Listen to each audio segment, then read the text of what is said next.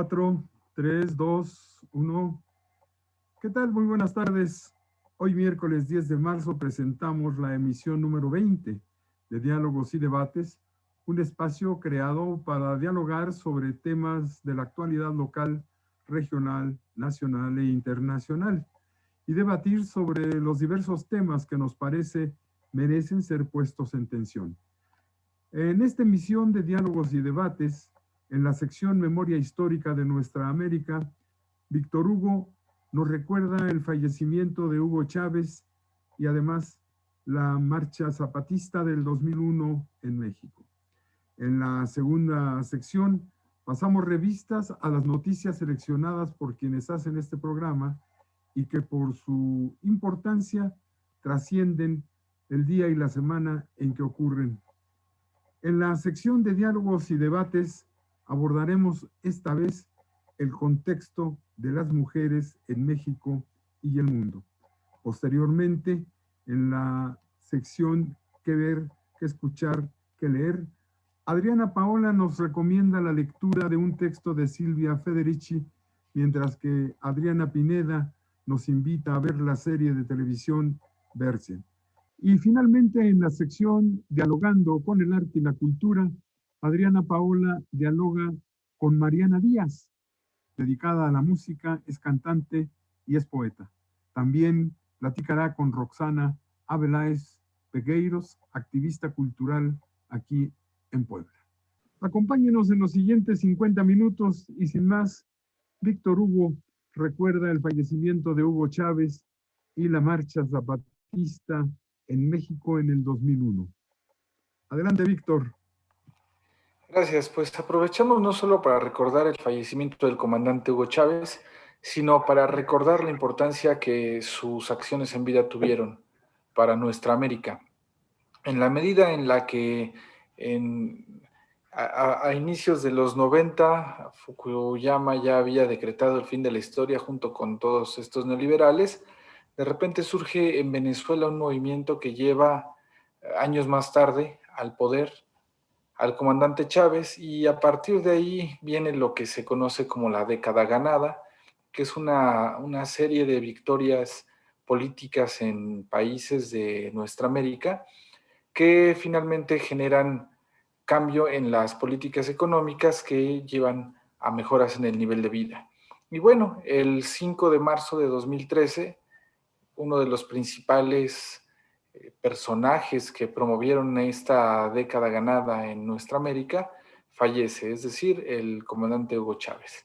Por otra parte, pues el Movimiento Zapatista de Liberación Nacional, perdón, el Ejército Zapatista de Liberación Nacional llega el 10 de marzo al Zócalo de la capital, después de iniciar el conocido como Zapatur en 2001, lo iniciaron en diciembre, y llegan a la capital en marzo de ese año, en 2001. Se conmemoran ya 20 años de su llegada. Lo que buscaban era hacer que la voz indígena y que la ley que protegía la autonomía de los pueblos indígenas, pues se escribiera en la Constitución. Sin embargo, tras 20 años es muy dudoso decir, o es muy arriesgado pensar en que existe una autonomía plena de los pueblos originarios de nuestro país. Sin embargo, bueno, sin duda a partir del movimiento zapatista, que también surge en el 94 diciéndole a Fukuyama: la historia no ha terminado, nosotros seguimos aquí y seguiremos siendo su pesadilla si no nos dejan soñar.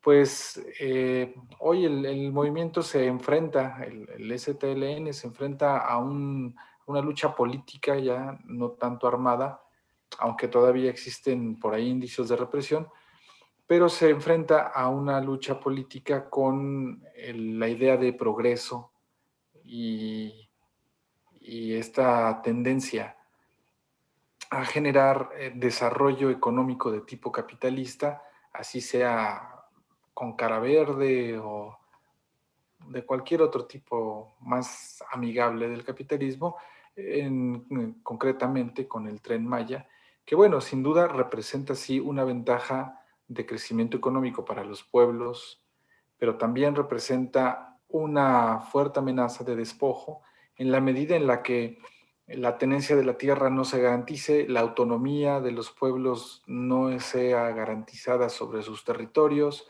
que, bueno, no exista una serie de medidas que proteja la estabilidad política, social, cultural de las zonas que serán afectadas. Entonces, bueno, ahí sin duda puede ser uno de los más grandes conflictos dentro del sexenio del presidente Andrés Manuel. Pero habrá que esperar. Mientras, solo nos queda años. Entraron el 10 de marzo al Zócalo de la capital y bueno, ahí conmemorando también la lucha de las mujeres, pues la comandante Ramona, días más tarde, habló en el Congreso y pues es lo que tengo que decir. Gracias, Víctor.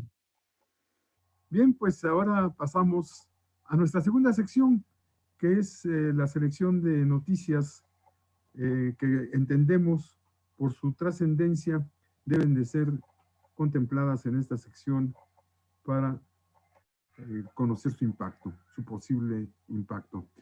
Empezamos con Marco Antonio Moreno. Gracias, doctor. Buenas tardes, compañeros y compañeras.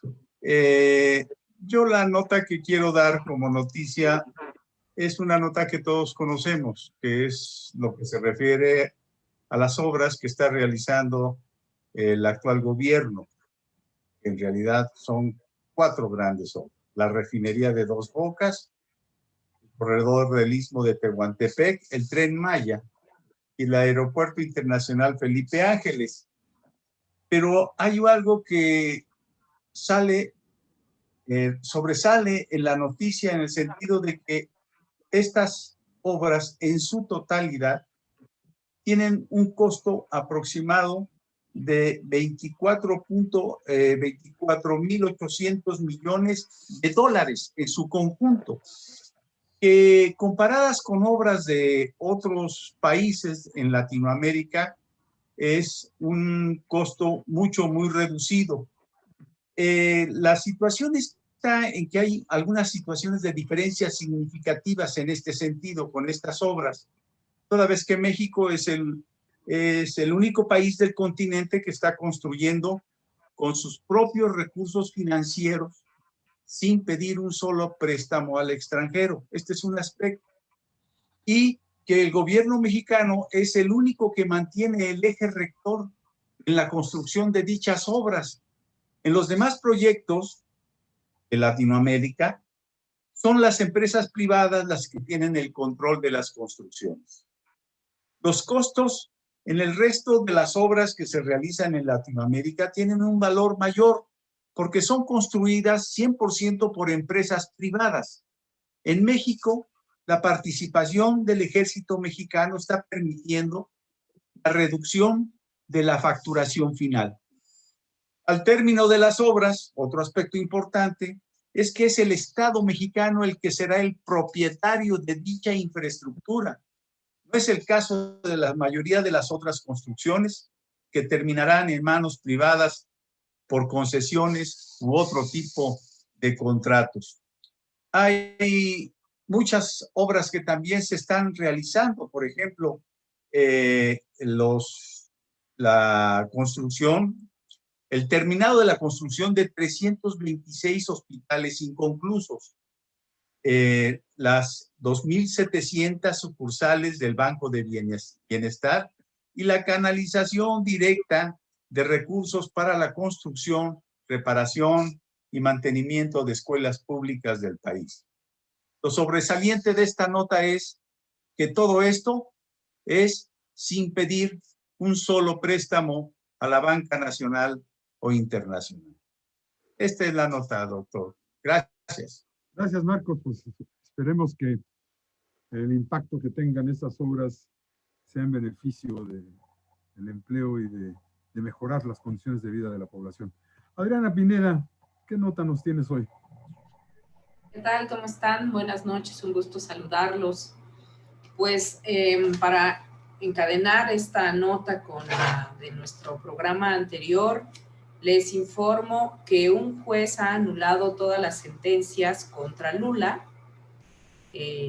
Estas eran tres acusaciones relacionadas con 3 procesos respecto a la propiedad de Luis Ignacio Lula da Silva de un departamento triplex en Guarujá, una casa de campo en Atibaya y una investigación sobre las finanzas de su instituto Lula.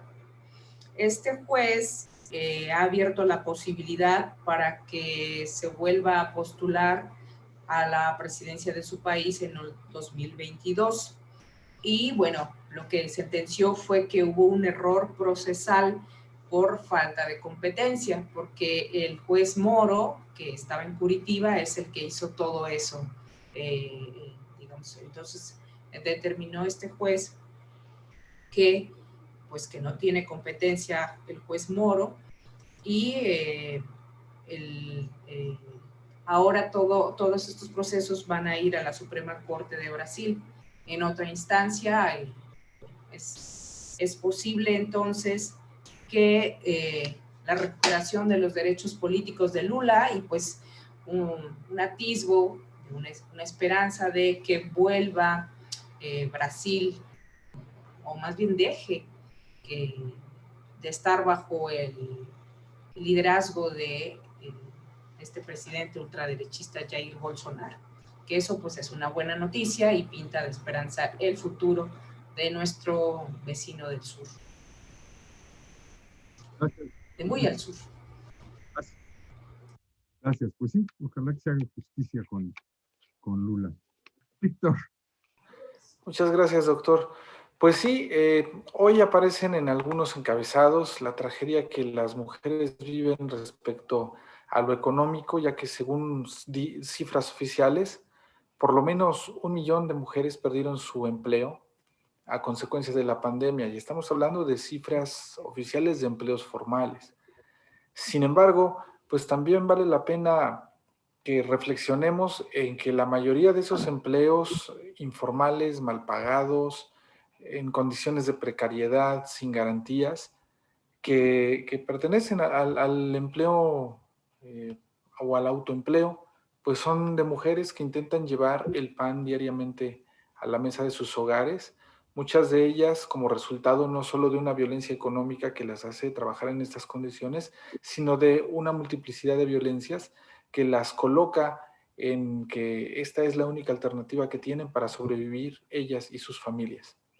Así que bueno, es más que una cifra, es más que hablar del 5.2% de la población de mujeres ocupadas en México en una disminución en este año, sino que es hablar de una violencia constante que se vuelve todavía más fuerte si pensamos en la doble jornada laboral que las compañeras padecen después de trabajar y llegar a sus casas a tener que satisfacer las necesidades materiales básicas que cualquiera de nosotros debería poder hacer de manera personal. Así que bueno, vale la pena reflexionar en las múltiples violencias, especialmente la violencia económica que se ejerce en contra de las mujeres, que se materializa en el empleo precario que enfrentan diariamente. Bien, pasamos ahora a nuestra tercera sección que hemos titulado Diálogos y Debates. Hoy hemos elegido como tema central de este programa la situación de las mujeres en México y el mundo. Naturalmente, pues, esto está en torno a lo que, al 8 de marzo, que fue el lunes pasado. Si quisiéramos resumir o definir rápidamente el capitalismo, podríamos decir que este modo de producción se caracteriza fundamentalmente por ser racista y patriarcal. Las inmensas cantidades de trabajo necesarias cotidianamente para la reproducción de nuestras vidas son esenciales para la reproducción capitalista y son realizadas mayoritariamente por mujeres. A las mujeres se les responsabiliza de cocinar, cuidar a los hijos, hacer el quehacer, limpiar las casas, cuidar a los ancianos y tener arreglada la casa permanentemente. Según la CEPAL, en nuestra América, las mujeres destinan al trabajo doméstico, no remunerado, por cierto, un promedio de 40 horas semanales, mientras que los varones le dedican menos de 13 horas. El trabajo doméstico, al no ser remunerado, no entra a la formación del precio de la fuerza de trabajo, aunque sea esencial para reproducirla, de manera que la explotación del trabajo doméstico femenino, a pesar de ser esencial a la reproducción capitalista, es gratuita para el empresario que le compra la fuerza de trabajo.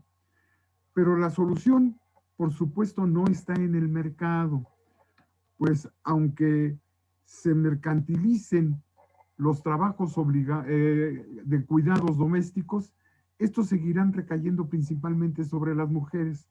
Lo que se requiere entonces es un cambio en el paradigma del trabajo, como si hubiera un trabajo para las mujeres y un trabajo para los hombres, y partir de la idea de que el trabajo lo pueden hacer todos.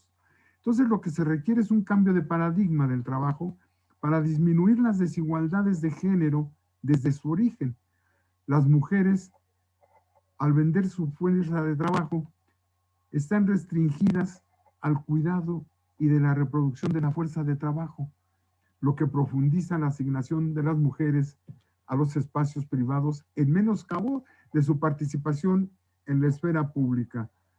Los principales sectores donde se inserta la mujer en América Latina son servicios en casas particulares, la salud, la educación, es decir, cuando entran al mercado laboral remunerado, el estereotipo de género manda a la mujer a reproducir los cuidados que hacía en su domicilio, que además son los peor pagados en la sociedad.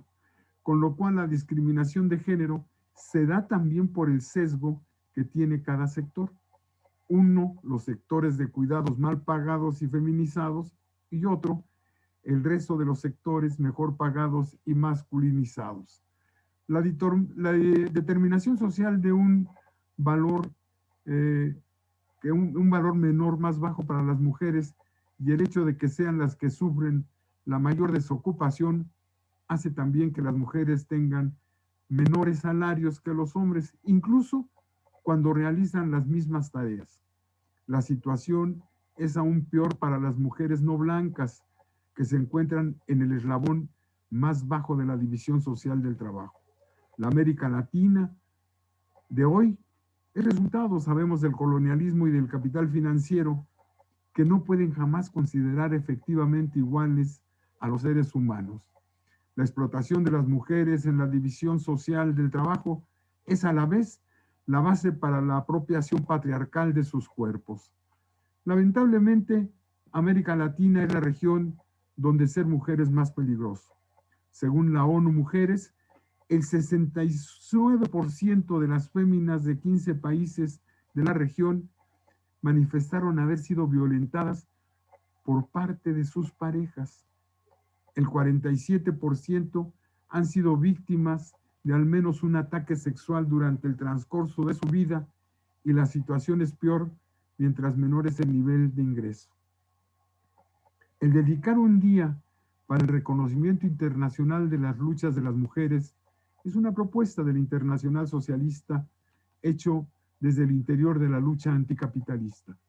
Hoy día, las mujeres luchan en todos los espacios de la vida, luchan a diario para nutrir y hacer sobrevivir a la humanidad. Es momento del ascenso y en el momento de ascenso de la derecha y la profundización del capitalismo neoliberal, las mujeres representan una esperanza de transformación. El rasgo neoconservador necesario a la reconfiguración capitalista profundiza ciertamente la división sexual del trabajo, sexual y racial. De ahí que el 8 de marzo no sea un mero día de fiesta, sino el espacio para rememorar la prolongada lucha de las mujeres y los hombres por su emancipación definitiva del capital. La lucha feminista debe ser anticapitalista. Las mujeres y los hombres debemos reconocer que la lucha debe ser antirracista y antipatriarcal. Si no, no será. Pero veamos qué opinan nuestros panelistas. Adriana Paola, ¿quieres iniciar este diálogo y debate? Claro que sí, Doc. Muchas gracias. Buenas tardes a todos. Bueno, en el marco del mes de la historia de las mujeres, y el pasado lunes fue el Día Internacional de las Mujeres, y como bien señala el doctor Ornelas en su introducción a este debate, sabemos que las condiciones de la inequidad de género, pues ha costado, sabemos que el capitalismo heteropatriarcal ha costado mucha sangre, mucho dolor, mucha violencia, y que es mucho más profunda por cuando se intersecciona con condiciones como la raza, el género, no solo la clase social y demás. Entonces, por supuesto que las mujeres en esta historia, pues pareciera que contamos la peor historia. Sin embargo, también es cierto que el género, como señala la poetisa Anisa Mandalau, ella menciona que el género pareciera que es un libro escrito, ¿no? Donde te describen, y además es un libro escrito y aburridamente, dice ella, dice ser hija, es ser hermana, esposa, compañera, amante, dice pareciera que el género está ya definido y que además nos van a definir como débiles, como sumisas, subordinadas y demás, ¿no? En esta lógica de cómo efectivamente el capitalismo ha logrado separar dramáticamente la esfera productiva y la esfera reproductiva, donde lo reproductivo feminizado pues ha quedado subordinado. Sin embargo, me queda claro también que muchísimas mujeres, que en esta lógica de la participación de las mujeres y de todas las personas identificadas con el pronombre ella, estamos activas, estamos creativas y estamos desafiando, ¿no? De hecho, a nivel internacional, la campaña del Día Internacional de las Mujeres de este año es, decide desafiar todos estos estereotipos que permiten la reproducción de la violencia, que permiten que, como señalaba Víctor, que las mujeres sean las que tenemos empleos peor pagados. Decían, hay una percepción de cuántas mujeres son a nivel gerencial en el mundo, y bueno, varía que si 20%, que si 30%, que si 50% en los países más industrializados, cuando a escala global no es más del 3% en las distintas economías y sin importar qué.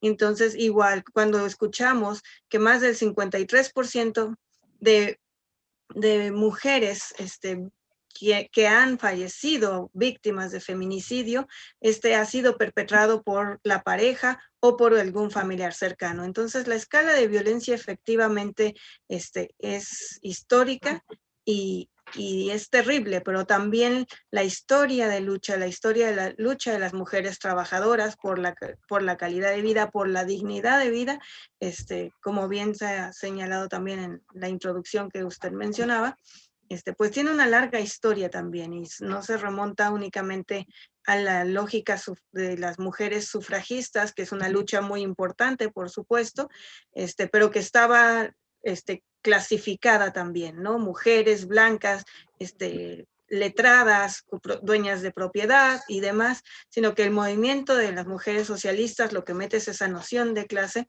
que no puede perderse y que tiene que ver con decirnos las mujeres, sin importar todas esas clasificaciones o esas barreras que se nos han impuesto, necesitamos y tenemos que acceder no solamente al voto, sino a la educación, bueno, las demandas que en esa época estaban mucho más restringidas. Y bueno, hoy en día sabemos que sigue existiendo 132 millones de niñas que no están yendo a la escuela, que no están accediendo a los espacios escolares. Entonces, efectivamente, si exploramos la condición de las mujeres migrantes, de las mujeres refugiadas, de las mujeres desplazadas, de las mujeres de los pueblos primigenios, originarios, en el mundo tenemos una deuda pendiente, bueno, el mundo, el capitalismo, no el capitalismo, el sistema heteropatriarcal profundizado y terriblemente manipulado por el capitalismo, por supuesto que hay un ya basta, que hay una necesidad de replantear y de desmantelar esas formas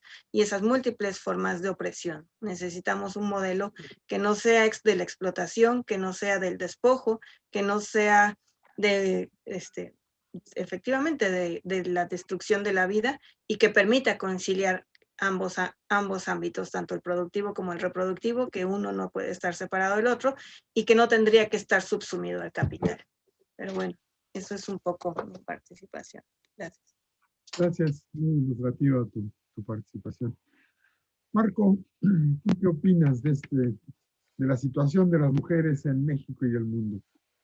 Bueno, yo opino tengo un conjunto de opiniones al respecto. Efectivamente, el movimiento feminista a nivel internacional ha avanzado mucho. Desgraciadamente pareciera que se concentra en un solo día, como el pasado 8 de marzo, cuando en realidad debería de ser marzo, el mes de la mujer. Debería de desarrollarse algo un poco más amplio, más allá, que no sea solamente un día y concentrarse en una movilización. Hay algunas cosas un aspecto que a mí me preocupa mucho. Por ejemplo, en el caso del movimiento feminista en México, hoy en día, esta gran movilización, grandes concentraciones en diferentes ciudades de nuestro país, dieron pauta a la postura de la derecha en México.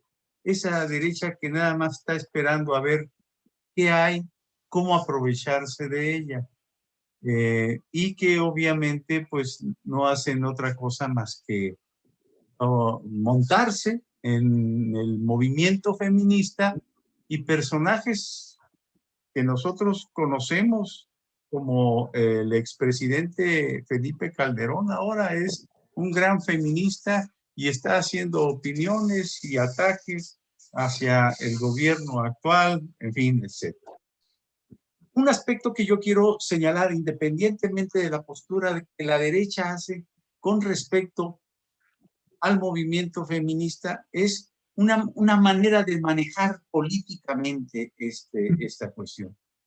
Pero los avances que se han dado por parte del movimiento feminista en México son importantes. Por ejemplo, en el año 2019 se establecieron un principio de paridad de género en todos los órganos del Estado mexicano, y México se colocó en una vanguardia internacional.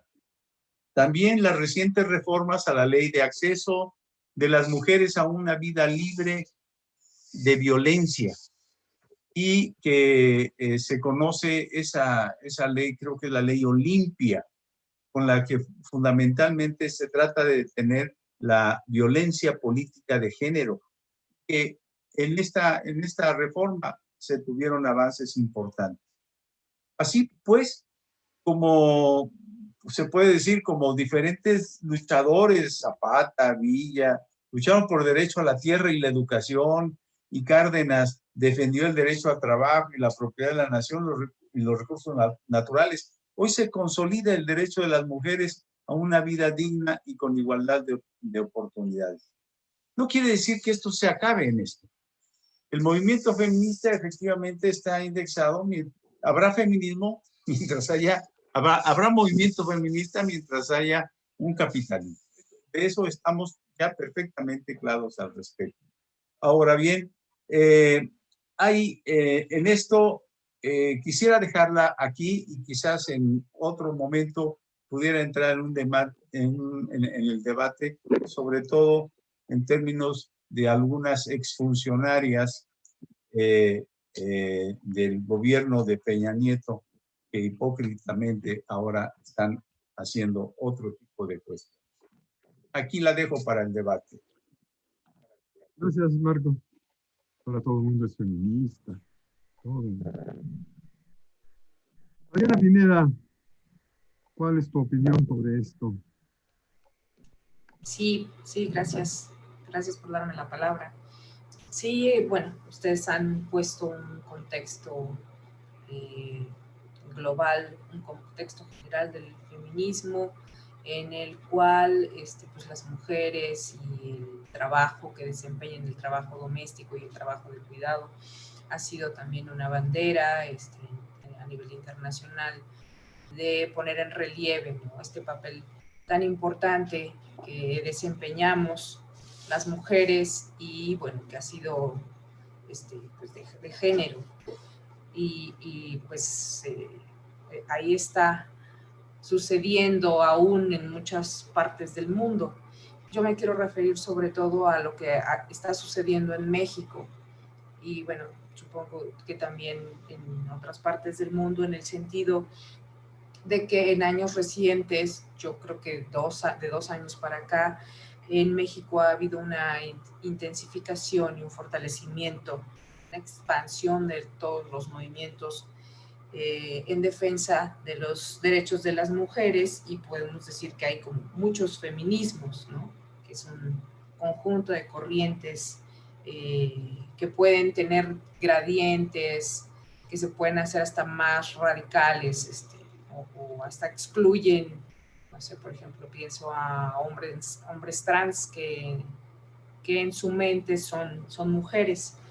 Y aquí en México coincido con Marco, creo que se ha montado la derecha en estas expresiones que son muy válidas, porque aquí en México particularmente se lucha contra la violencia de género, ¿no?, que mata, que domina, que somete a las mujeres, y se refleja pues en el número de feminicidios, y que Andrés Manuel López Obrador, nuestro presidente, no ha logrado, dicen muchos, entender, y creo que sí, que de pronto pienso que pues es una cuestión que solo las mujeres pueden entender, los gradientes y la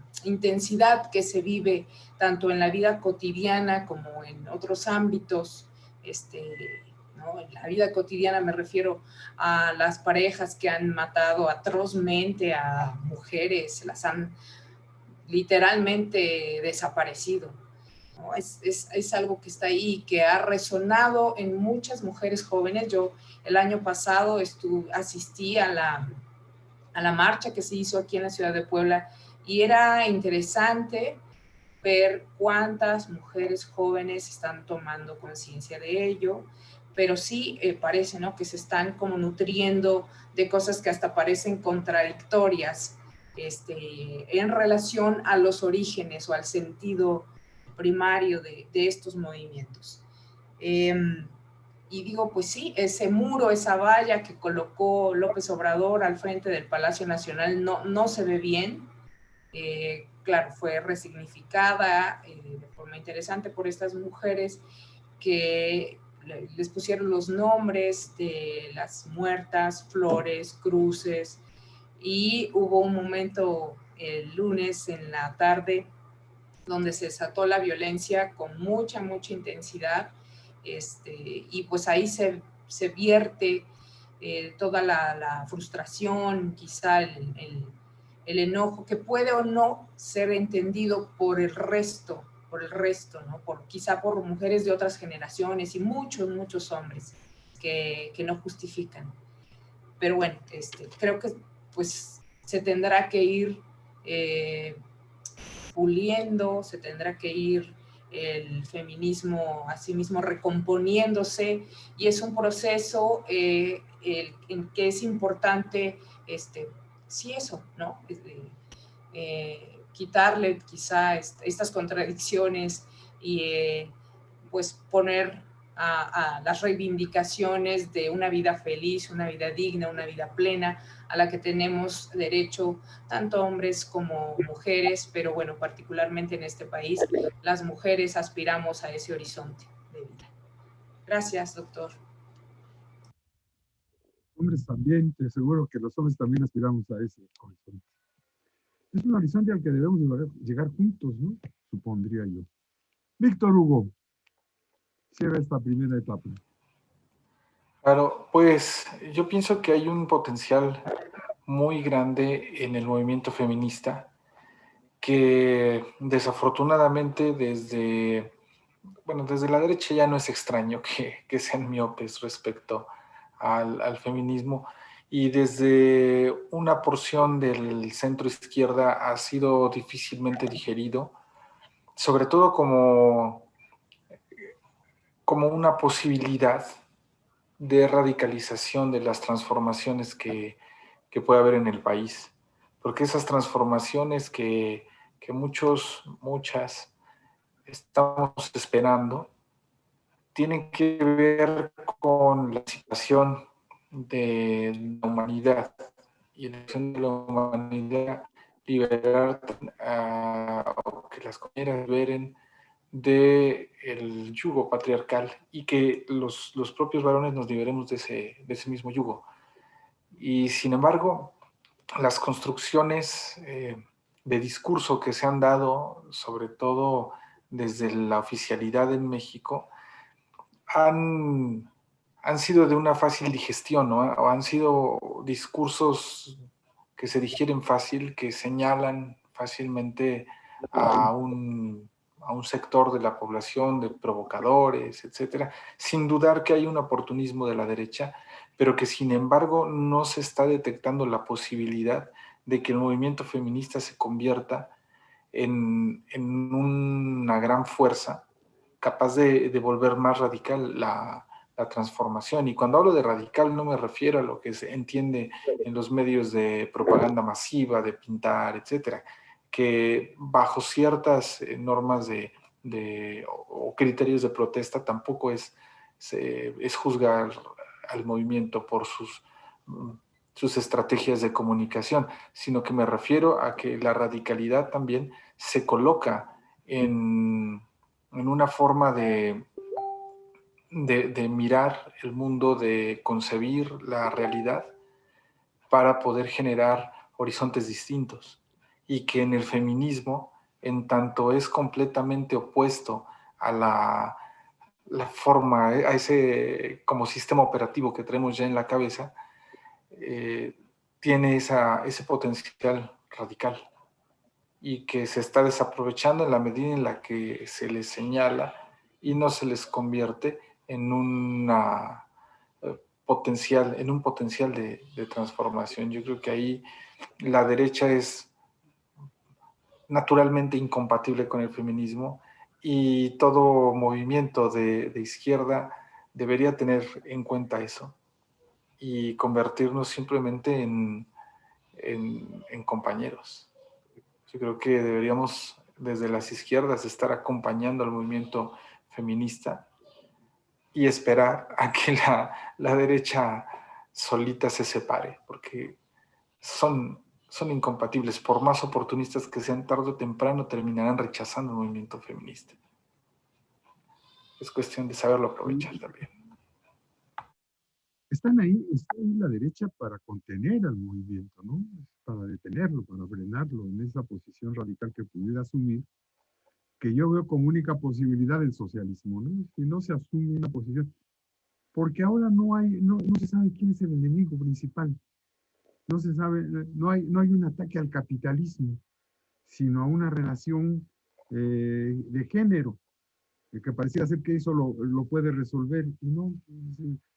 Yo digo que es esencialmente clasista, racista, el capitalismo, y esto hace imposible que el problema que hace que se genere en el capitalismo se resuelva dentro del mismo capitalismo, ¿no? El socialismo puede sentar las bases para la solución, aunque no es la solución mágica, ¿no? Bien, pues esto es lo que tenemos que decir sobre la situación de la mujer en México y el mundo. Yo diría que no se trata de un año, un día, pero tampoco un mes. Se trata de toda la vida estar luchando por alcanzar esta emancipación a la que todos aspiramos. Y ojalá el movimiento se radicalice y llegue a tener claro hacia dónde atacar. Ese es el potencial que puede tener, y por eso está ahí también la derecha, para contener ese movimiento que efectivamente puede ser capaz de transformar el mundo. Bien, un corte y volvemos en unos segundos.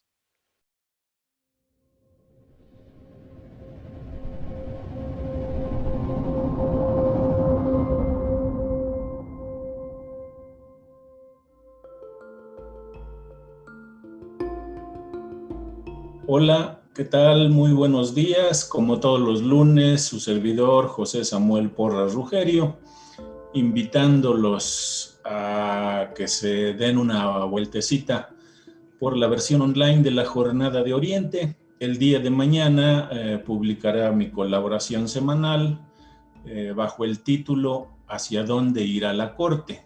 El tema central es el problema del desafuero pedido contra el gobernador de Tamaulipas, Francisco García Cabeza de Vaca.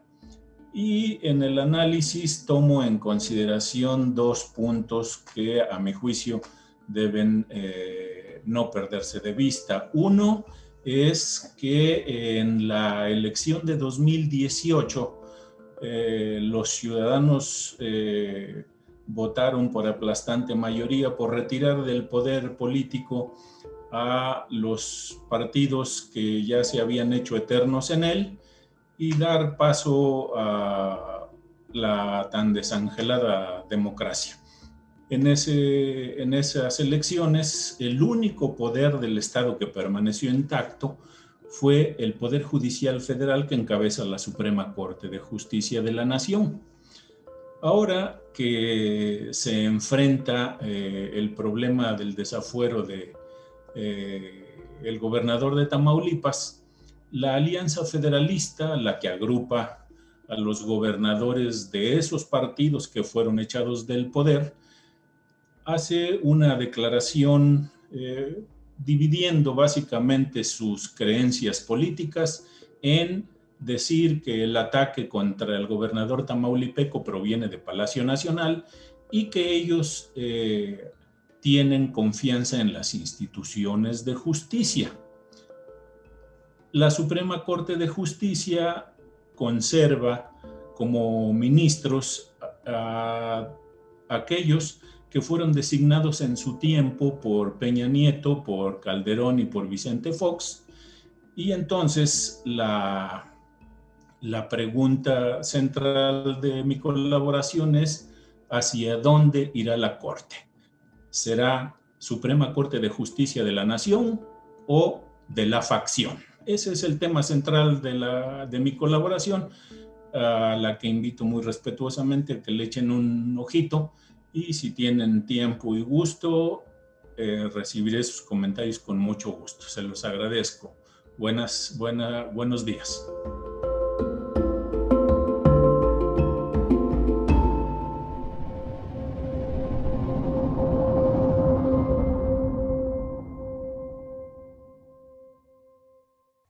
Bien, regresamos a nuestra segunda parte de nuestro programa Diálogos y Debates, nuestra emisión número 20.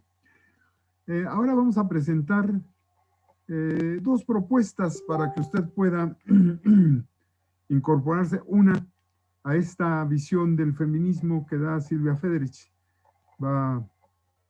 Adriana Paola va a hacer una síntesis de este Calibán y la bruja, que es quizá la parte más acabada de esta pensadora de Silvia Federich sobre este feminismo que se acerca mucho a la lucha revolucionaria. Y también, por su parte, Adriana Pineda nos va a recomendar ver una serie de televisión, Bergen, de una primer ministro de izquierda en Dinamarca. Paola, tienes la palabra, por favor. Muchas gracias, Doc. Bueno, solo por aclarar, Silvia Federici como feminista no es la única feminista que es una feminista socialista o marxista, y bueno, sí hay un feminismo marxista, socialista y de clase que es muy importante y que además para eso Latinoamérica pues tiene también una larga trayectoria al respecto. Y efectivamente, bueno, voy a invitar a la lectura de un visitado y revisitado libro de Silvia Federici. Ella es una historiadora italiana, feminista, que radica en Nueva York. Y se trata de su obra Calibán y la bruja, Mujeres, Cuerpo y Acumulación Originaria, que fue publicado por la editorial Traficantes de Sueños en 2004. Y bueno, es un libro totalmente vigente, que se remonta además a una búsqueda histórica a través de precisamente de esos, dice, el hacer esta investigación de Silvia Federici la llevó a irse a través de la historia, y lo que hace es, pues la hace volver al tiempo, a la época medieval, ¿no? La etapa feudal precapitalista, y lo que a ella le interesa en esta búsqueda que trabaja en Calibán y la bruja, con estos además personajes, bueno, la bruja pues como buena bruja sabia, y Calibán como este personaje resignificado desde Shakespeareano y resignificado posteriormente en América Latina. Y bueno, lo que ella trabaja en esta lógica de su investigación es explorar las relaciones sociales de la época que había precapitalista, ¿verdad? Y bueno, en esta búsqueda se da cuenta que no eran solamente las relaciones sociales, sino las relaciones de género, donde descubre muchas luchas sociales de campesinos, de artesanos, etcétera. Y obviamente reconoce, ¿no? De repente la Edad Media se presenta como este momento histórico al que no hay que regresar nunca porque es oscura y demás, y obviamente ella reconoce la parte errática de este momento histórico, ¿no? Donde la tenencia de la tierra era igualmente despojada de los campesinos por los señores feudales, y las relaciones también de dominación que había sobre los denominados entonces siervos y siervas. Sin embargo, dice, pero una vez que ellos terminaban de trabajar en esos espacios feudales, el trabajo de la comunidad era un trabajo colectivo, y entonces los procesos productivos y reproductivos no estaban tan separados. ¿Qué implica esto? Que efectivamente la esfera que ahora se conoce como la esfera pública, vinculada a lo productivo, y la esfera privada como vinculada al trabajo reproductivo, que hizo esta fragmentación el capitalismo, pues no existía en ese entonces. Por lo tanto, el trabajo doméstico era compartido y valorado, ¿verdad? Entonces, no que no hubiera otras formas de opresión, pues sabemos que el patriarcado es anterior al capitalismo, pero la forma en la que el capitalismo lo dinamiza es como fundamental, y es algo que Federici también señala mucho en su libro. Dice, ya Marx nos había señalado cómo el capitalismo separa precisamente a los campesinos de sus medios de producción, obligándoles a insertarse a la forma explotada de trabajo, ¿no? En la lógica del capitalismo, a las fábricas y demás. Y dice, y sin embargo, en este momento, en ese proceso de acumulación histórica, no fue únicamente esa separación, sino que también se separó la relación entre la producción y la reproducción, haciendo entonces que la producción se va al mercado, se visibiliza, se considera valorada, y la reproducción se feminiza, se invisibiliza y además es subvaluada. Entonces, bueno, esta narrativa que tiene ella, además, sumamente interesante y fascinante en la lógica histórica, y con estos personajes y demás, y cómo va narrando los distintos procesos, no solo en Europa, sino también obviamente en América Latina, Asia y África, y los movimientos anticoloniales y demás, y obviamente como los procesos de colonización con el despojo, la violencia sexual y la quema de brujas como uno de estos simbolismos, bueno, uno de estos hechos históricos, no únicamente simbolismos, que representan los actuales feminicidios, ¿no? En esta lógica de imponer el modelo capitalista heteropatriarcal, y cómo se ha expandido a escala global, que es algo pues muy exclusivo y peculiar del capitalismo, y bueno, ella resalta cómo si rastreamos nuestra lógica precapitalista, este trabajo comunitario, colectivo, más compartido, y también se mantenía y se promovía en el ámbito del cuidado de los bienes comunes y de otros espacios de una forma de producción diferente, ¿verdad? Si bien ella no recomienda regresar a la lógica medieval, sí recomienda recuperar aquello que el capitalismo nos ha arrebatado. Esa sería mi reflexión sobre esta lectura, que invito a nuestra audiencia a compartir. La vida nos ha arrebatado el capitalismo. Adriana Pineda, te escuchamos. Sí, pues esta tarde les quiero recomendar una serie que me pareció muy atractiva. Se llama Borgen, es una serie danesa y trata sobre una mujer que se llama Birgit Nyborg, quien en el primer capítulo está intentando ser candidata a primer ministro, o primera ministra más bien, en Dinamarca. Y lo interesante aquí es que ella es una mujer de centro que va tejiendo alianzas tanto con la derecha como la izquierda y se mueve pues en el ámbito doméstico, está casada, tiene 2 hijos pequeños, y en el ámbito profesional, ¿no? Es una también batalla cotidiana por tratar de resolver pues cada problema, cada situación que parece que no tiene solución, ¿no? Eso es lo interesante, porque ella consigue hacerse la primera ministra danesa. Esta serie tiene 10 años, estaba leyendo hace un rato que va a haber una 4ª temporada, pero bueno, digo que refleja, lo que me llama la atención es cómo esta primera ministra tiene que llegar después de acordar, no sé, situaciones o designar primeros ministros, resolver entuertos, llega a su casa a lavar los trastes, ¿no? O en la mañana pues le sirve el desayuno a sus hijitos. Me llama la atención cómo pues, ellos mismos tienen que hacerse cargo de todos los ámbitos de su vida. Su esposo también colabora a la par en estos procesos cotidianos, y pues también se nota ahí el desgaste, ¿no? De cómo absorbe el trabajo y la va separando pues de su familia. Es una serie interesante, pues yo se las recomiendo mucho, es entretenida, porque les digo que en cada capítulo pues, van surgiendo problemas aparentemente irresolubles, y bueno, también juega ahí un papel importante la prensa, los medios de comunicación. Y bueno, pues ojalá se acerquen a ella y la disfruten tanto como yo. Gracias. Y finalmente pasamos a nuestra sección Dialogando con el Arte y la Cultura.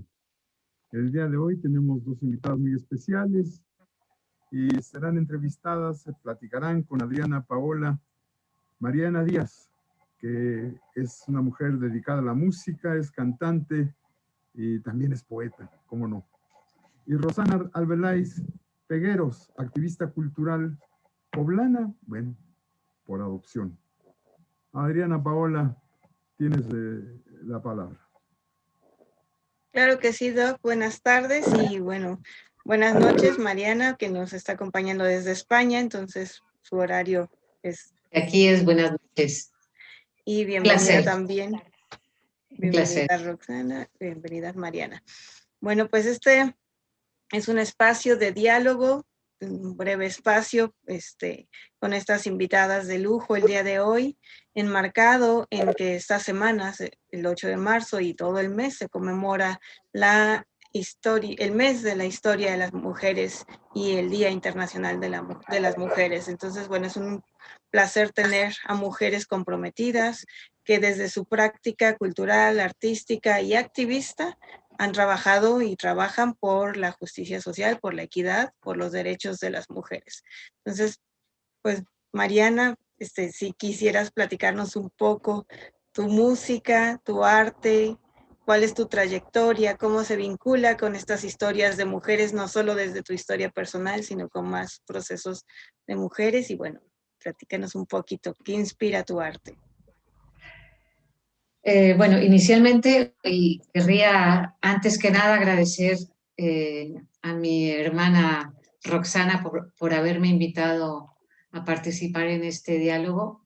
Estoy muy emocionada de estar aquí y de que estas tecnologías nos permitan este tipo de encuentros y de verla. Estamos tan lejos, a miles de kilómetros, pero tan cerca. El corazón late al unísono.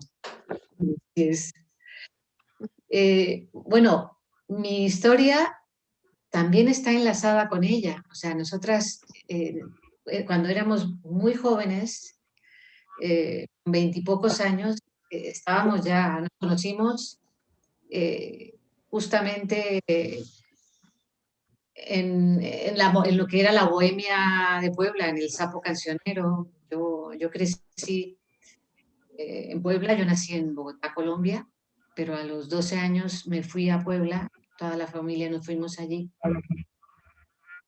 Y crecí allí, estudié allí, y ahí surgió mi vocación, escuchando a Mercedes Sosa. Mientras otros escuchaban rock and roll, pues a mí me llegó al corazón la música de Violeta Parra, Serrat. No sé, para mí era muy importante la poesía que había en todo aquello, ¿no? Y el mensaje y todo lo que estaba fluyendo. Además, toda la gente que nos rodeaba, pues había muchísimo fervor. Estaba la revolución nicaragüense, El Salvador, todo eso estaba muy cercano, lo vivimos muy de cerca y fue realmente apasionante. Eso, no sé, yo creo que nos ha marcado hasta hoy. Nos ha marcado y lo llevaremos siempre como algo que está tatuado en nuestra piel. Vivo en España, estoy ahora mismo en un pueblo de Guadalajara, España, que está muy cerca de Madrid, en el centro, en Castilla-La Mancha. Llevo bastantes años aquí, media vida, pero siempre muy conectada con lo que pasa allí, pasa en México, con lo que pasa en Latinoamérica, conectada con el arte, con la actualidad y por supuesto, con la realidad de las mujeres. O sea, eso para mí es desde hace mucho tiempo, no solamente ahora que se está visibilizando, sino siempre ha sido una inquietud que me ha hecho leer a muchas mujeres y cuestionar muchas cosas que veo en el día a día. Efectivamente, además que, bueno, me parece que el arte es una de esas herramientas tan poderosas para sensibilizar, para conectar y para abogar precisamente por la causa que tenemos como mujeres, ¿no? Y crear estos espacios tan importantes. Y bueno, en el mismo espacio artístico y cultural, las mujeres tenemos una representación de repente mucho más reducida y con ciertos obstáculos. ¿Cómo ha sido en tu experiencia esta parte? Existe también el techo de cristal y el suelo pegajoso. O sea, también, yo aquí lo he vivido también.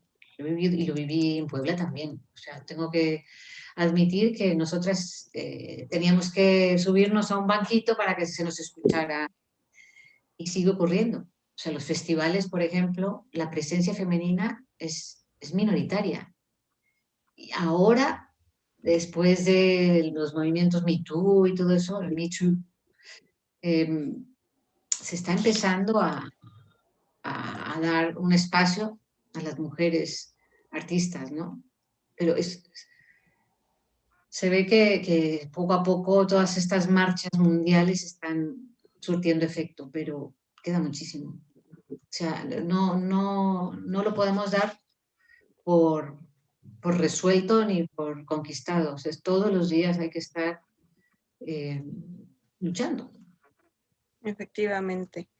Y bueno, el lema de la campaña del Día Internacional de las mujeres y contra todas las formas de violencia también, de este año es precisamente como atreverse a ir en contra de lo establecido, ¿no? Atreverse a cuestionar, a poner en jaque. De construir lo que antes era normal, ahora pues hay que crear una nueva normalidad en ese aspecto, ¿no? Así es. Aprovechemos que la pandemia nos hace reflexionar y nos hace cambiar hábitos, pues si hay que estar mucho en el ámbito doméstico, es muy buena oportunidad para que los hombres empiecen por ahí. Así es, muy bien. Y bueno, sobre tu música, ¿cuál es esta, en particular, cuáles son las canciones que compartes? Y no sé si nos quieres compartir una canción el día de hoy, sería fabuloso Sí. para Me escuchar. encantaría. A ver qué tal se escucha con la conexión que tenemos. Yo me dediqué mucho tiempo a ponerle música a poetas masculinos y femeninos. O sea, el poema que veía le ponía música. Y fui recopilando todo ese material, grabé un disco que tenía no solamente poesía de autores ajenos, o sea, que no fueran mías las letras, y también me atreví a escribir. Hasta que empecé a encontrar el ritmo en las palabras y a combinar el ritmo de la música y bueno, en fin, ya empecé a adquirir el oficio, ¿no? Me gustaría compartir una canción que no suelo cantar y que no es mía, pero que nos va a traer recuerdos a Roxana y a mí, que a lo mejor hasta se anima a cantar y todo, que es una canción que en la época aquella, cuando nos reuníamos todos los cantautores y todos los locos de la trova, había una pareja, argentinos, Rodolfo Taubas, no sé si se acuerdan de él, que tenía una canción preciosa con letra de Luis Miguel Aguilar, mexicano. ¿Les suena a ustedes todo eso? Bueno, resulta que hay una canción que se llama Milanela, que es preciosa, y yo no sé si allí la conocen, la cantan. ¿Sí la conocen? ¿Sí la conocen? Yo no conozco esa en específico, pero va a ser un gusto escucharla. Pues la voy a cantar, porque es una canción que, por cierto, Marcelo Pérez, el mimo, que es mimo chileno, que vivió en Puebla, me la pidió hace tiempo, y entonces la rescaté por él. Todavía no la he grabado bien, pero... Una de las mejores. Es una belleza de canción, claro, ¿verdad? Sí. Para que tengo un collar aquí que... Pero como este. Ahí está. Y dice... Es todo lo que sé, que es casi nada. Ella tenía una estrella entre los senos, o así lo veía él, porque la amaba.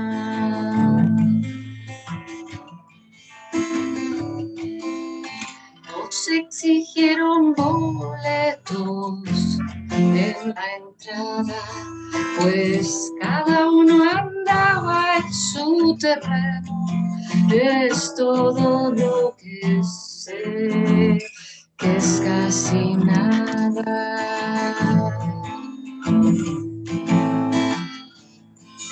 Es todo lo que sé, que es casi nada.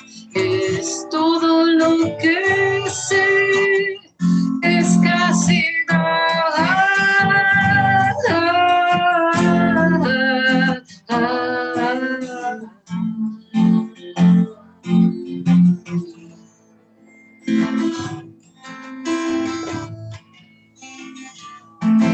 En una cama angosta, ambos quemaban su historia o el temor, o cuando menos así lo creía él, porque la amaba. Los dos sabían muy bien la tontería que es insistir en un amor del bueno. Es todo lo que sé, es casi nada. Es todo lo que sé, que es casi nada. Es todo lo que sé, que es casi nada.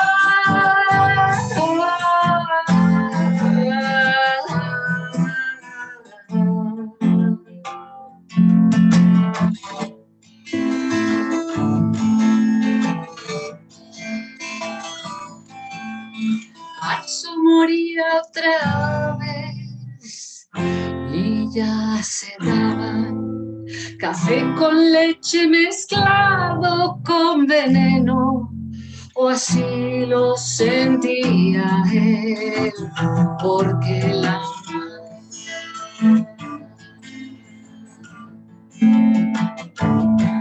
supongamos que un día ella se enfada y se borra la estrella de los senos que más saben los dos. No queda nada. Así se dolía él, porque la amaba. Así se dolía él, porque la amaba.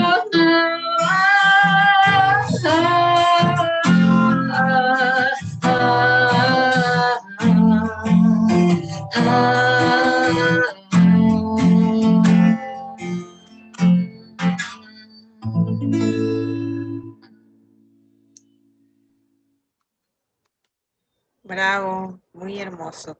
Muchas gracias. A ustedes. Oh, y doctor Ornelas, tiene su micrófono apagado. Bueno, de Quiero hecho, dedicar también esta canción a un querido cantautor poblano, amigo común con Roxana, Carlos Arellano, que anda por ahí luchando mucho. así es. De hecho, estuvo de invitado hace 15 días, Carlos, con nosotros también. Ay, pues buscaré esa entrevista. Sí, claro que sí. Desde aquí le mando un abrazo muy fuerte. Y con el deseo de que muy pronto, esperemos que el año que viene, podamos acercar las dos orillas. Estamos trabajando en un proyecto muy hermoso. Yo a Roxana ya le he contado un poco para que artistas de aquí se conecten con los artistas de Puebla y del territorio mexicano, pero básicamente Puebla, para que nos reconozcamos ese lenguaje común, esa realidad que compartimos ambos pueblos. Así es, muy bien. Y bueno, Roxana, también un placer y un cariño siempre tenerla aquí, que fue más también el puente para conectarnos con Mariana. Rox, nos ibas a comentar también cómo ves desde la cultura y desde la práctica esta posibilidad del arte y la cultura y el activismo articulado en estos contextos complejos en que nos encontramos. Pero tu micrófono está apagado, Rox. Sí, no se oye. Si tienes que darle al icono de micrófono. Está apagado. Ahí está. ¿Ya? ¿Ya está? Listo. Ah, ok. Esta tecnología me tiene loca. Yo funciono más a la antigüita. De hecho, creo que extraño los teléfonos de cabina, de esos de tipo Superman.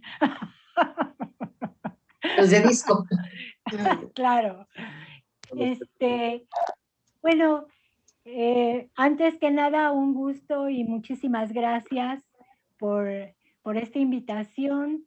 A mí me parece muy importante el que, pues, aunque sea de vez en cuando, las mujeres podamos siempre seguir ahí presentes, pero más allá de lo clásico y lo normal para la sociedad, ¿no? A mí me parece que el trabajo cultural sigue siendo y será siempre mientras tengamos algo por lo que queramos cambiar esta sociedad, el trabajo cultural, la música, el teatro, la danza, la pintura, escultura, etcétera, todas esas manifestaciones artísticas siguen siendo unas herramientas fabulosas. Para mí, muchas experiencias, como mencionaba Mariana, pues, cómo convocábamos a la gente en el Zócalo de Puebla para que llegara y apoyara, por ejemplo, un lápiz para Nicaragua, o cómo tratábamos de defender cuando atacaban a la universidad, ¿no? Yo nunca fui universitaria, pero siempre anduve por ahí apoyando cuando habían actividades y casi siempre en la organización de actividades culturales. A mí me parece que sigue siendo muy válido. En el Zócalo yo veía mucho, por lo que lo pienso todavía importante, yo veía mucho el clásico templete con el político, con su discurso. Y había una gran diferencia entre el que la gente cuando se iba acercando y empezaba a escuchar en el micrófono todo un discurso político, pues generalmente la gente ni siquiera llegaba al Zócalo, ¿no? Pero qué diferente cuando querías hablar con las personas, hablar con la población, era poner música, poner teatro, poner danza, y eso atraía a la gente. Se llenaban el Zócalo se llenaba constantemente cada vez que habían actividades así, y que casi siempre eran muy solidarias en esa época, cuando comentaba Mariana, pues eran muy solidarias con los movimientos latinoamericanos. Aquellas épocas en las que surge el sapo cancionero, etcétera. Actualmente creo que la participación, igual que lo que decía Mariana, la participación de la mujer, yo no la he visto tanto en el área artística, tal vez es porque estoy encerrada en mi casa, no sé, no me he relacionado mucho con la gente que está activa, o tal vez sí, pero cuando menos algo desesperante es que en la radio, en los sistemas de los medios de comunicación abiertos, honestamente siento que ponen mucha porquería, y la música de buena calidad, la que nos dice algo, no está, brilla por su ausencia. En eso, qué bueno que tenemos estos medios ahora de comunicación y podemos buscar por internet, pero a mí no se me olvida el haber andado, por ejemplo, con Adriana, cuando andábamos en la Mixteca, en las poblaciones. Me pregunto cuánta gente, cuántas mujeres tienen acceso realmente a la cultura y como para buscar en internet algo que les guste. Entonces, creo que hace falta tanto la más participación de mujeres como el seguir planteándonos la organización de los trabajadores culturales. Yo creo que eso es importantísimo.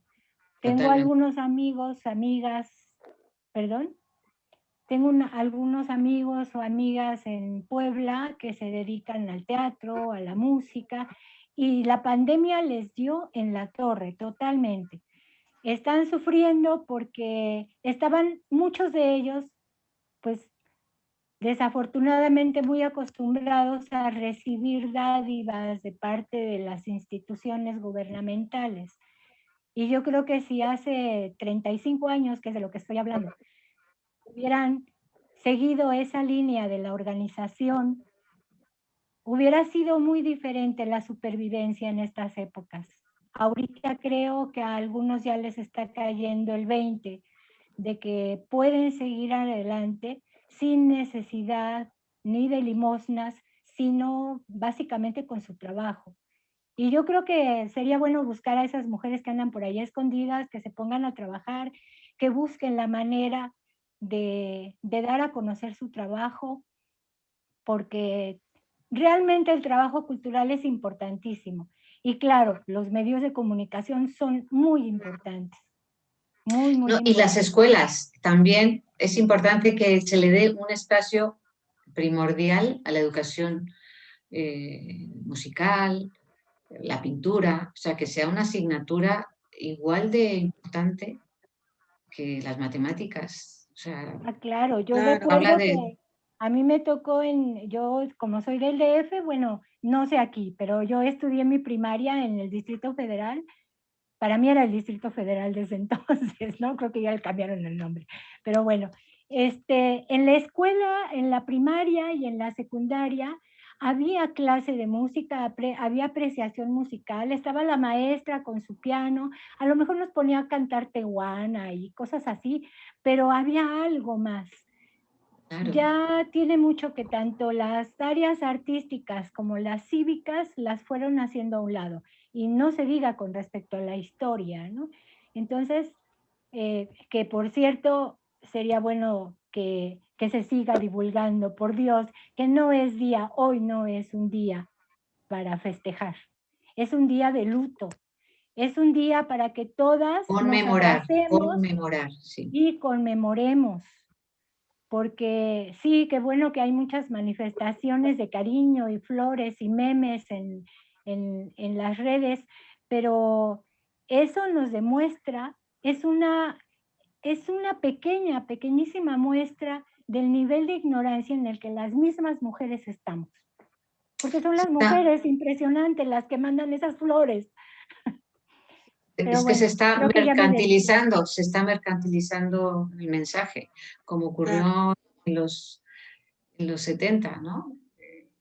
El movimiento hippie, al final, Sí. utilizaron toda la estética y lo convirtieron en símbolo. Y bueno, me parece importante remarco nuevamente esa parte de la propuesta de desafiar los cánones establecidos y decir, no, venimos precisamente a conmemorar y a conmemorar la lucha, no solo de las que más de 100 mujeres que fallecieron en aquella fábrica en Nueva York, sino antes de ellas, ¿no? El movimiento socialista que fue propulsor del Día Internacional de las Mujeres y que incluso en esa lógica ideologizante ha sido negado o sepultada esa parte de la historia también, ¿verdad? Entonces, Mariana, no sé si quieres compartir otra de tus canciones o ya nos tenemos que ir porque tenemos el tiempo encima. O si quieres, quedamos otro día porque tú tienes una cita, entiendo, ¿no? Es que no tenía yo planeado, si quieres, me pongo, pero no respondo. Aquella canción tan hermosa que dice, ¿acaso para mí lo más hermoso de ser poeta? ¡Uy! Ese es todo un reto. Además en Puebla la han cantado mucho y finalmente esa canción es tuya. Sí, eso es. Y la gente en Puebla no lo sabe. La gente en Puebla la he escuchado muchas veces, estoy segura. En las peñas la han escuchado y esa canción yo sé que es tuya. Dios mío. Cuando vivías conmigo yo te veía como escribías y ensayabas en la sala. Qué bárbaro, en serio. Ojalá cantaras esa canción. Pues te la preparo. De mi parte, una ventaja que he tenido siempre es de que en vez de estar en el escenario, normalmente entre el público se ven historias y cosas impresionantes. Entonces, por eso soy, creo, tan criticona. No, muy bien, muy bien. Está muy bien que lo seas, no cambies. Tenemos a los compañeros muy calladitos. Sí. Yo quiero... No sé si tienen alguna pregunta, un comentario. Una pregunta, Mariana y Roxana. Mariana, decías que próximamente, decías dentro de un año, pero pues estamos apenas en marzo, dice. Es que hay que prepararlo bien. Y además juntarse tanto los compañeros artistas con los cuales tú tienes relación allá en Guadalajara, España, y con los compañeros artistas de Puebla. ¿Quisieras adelantar un poquito este proyecto que han venido trabajando y desarrollando, buscando la manera, obviamente, de que sea pues, una cosa breve, también para que nos dejes un poco picados en este sentido, y en otro momento también podamos hablar de todo este proyecto que tiene con mucho más amplitud? Sí, no queremos que sea solamente artistas, músicos, poetas, escritores, también queremos extenderlo a colaboraciones entre universidades, que haya una muestra gastronómica, que haya, no sé, unas jornadas multidisciplinares de acercamiento, de hermanamiento, porque las ciudades tienen los mismos nombres, pero no nos conocemos, nos damos la espalda, y es una pena que eso ocurra, ¿no? O sea, hay tanta riqueza en ambos sitios, la gente de a pie, o sea, la gente del pueblo desconoce y sería tan feliz teniendo alguien en el otro lado del charco. O sea, yo creo que es evidente que tenemos una historia detrás de conquista, de expolio, de masacre, que hay que reparar, por supuesto que no hay que olvidar. Pero existe el presente, existe el futuro, existen los jóvenes y tienen derecho a conocer el mundo. O sea, tuve la suerte de conocer a Luis Eduardo Aute aquí en España, y un día de lluvia salió a fumar, porque él fumaba mucho, y me comenta, dice, no entiendo por qué, decía él, los seres humanos están obsesionados con estar metidos en cajas. Las casas son como cajas, coches, todos son cajitas. Estamos siempre metidos en cajas, siendo que tenemos dos piernas para caminar por todo el planeta y para dormir bajo las estrellas. Es decir, las fronteras son algo ficticio, algo que deberíamos abolir, que deberían desaparecer en algún momento de la civilización humana. O sea, son causa de mucho dolor y de guerras y mucha miseria, ¿no? El tema de las fronteras y el que la gente no pueda decidir ir a buscar su bienestar en otro sitio. O sea, tenemos ese derecho, es un derecho humano. No sé por qué me perdí, no sé dónde estaba. Entonces, el acercamiento, el tratar de que nos conozcamos y nos reconozcamos. O sea, yo aquí he aprendido a cocinar platos mexicanos por la nostalgia. La música de las raíces la he investigado aquí también, desde aquí, gracias a Internet. Más que estando allí. Allí yo quería, pues miraba hacia afuera, pero ahora miro hacia allá como con una necesidad de que no se pierda todo eso, que es algo que nos alimenta, que nos amamantó. Todos esos sonidos, esos ritmos.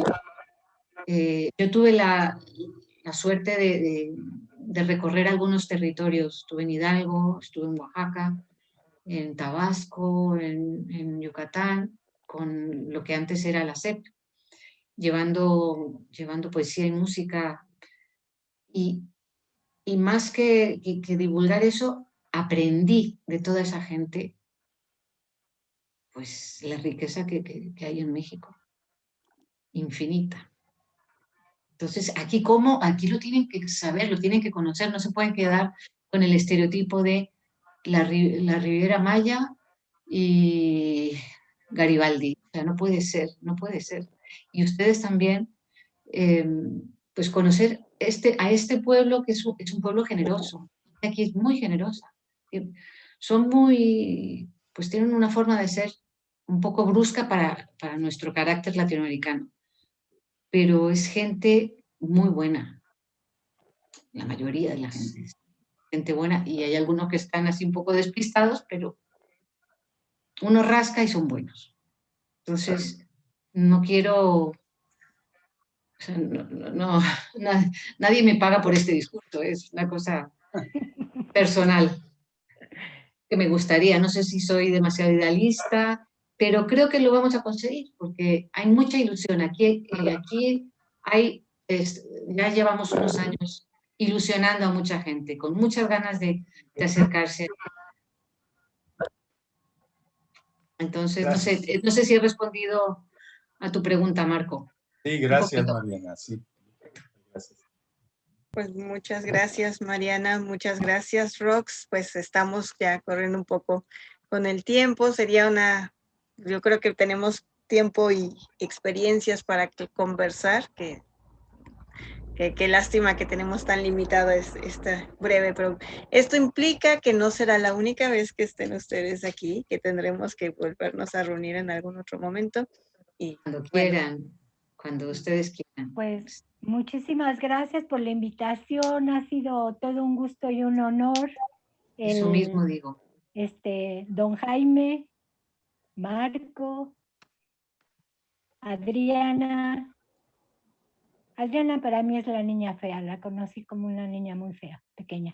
Sí, sigo siendo. Mariana también la conocí, jovencita, y me encanta que ahí seguimos y ojalá nos volvamos a encontrar nuevamente. Muchas gracias por la invitación, ha sido un gusto, y sí, ojalá hubieran más espacios para decir muchas cosas, ¿verdad? Y no nos olvidemos que hoy es un día muy importante para nosotras, para la humanidad, la humanidad en general. Estemos atentas a las notas, a ver qué pasa y que todo esté bien. Les mando un abrazo así enorme, enorme, y también a los hombres que nos apoyan. Muchas gracias, Rox. Muchísimas gracias, Mariana. Gracias a ustedes.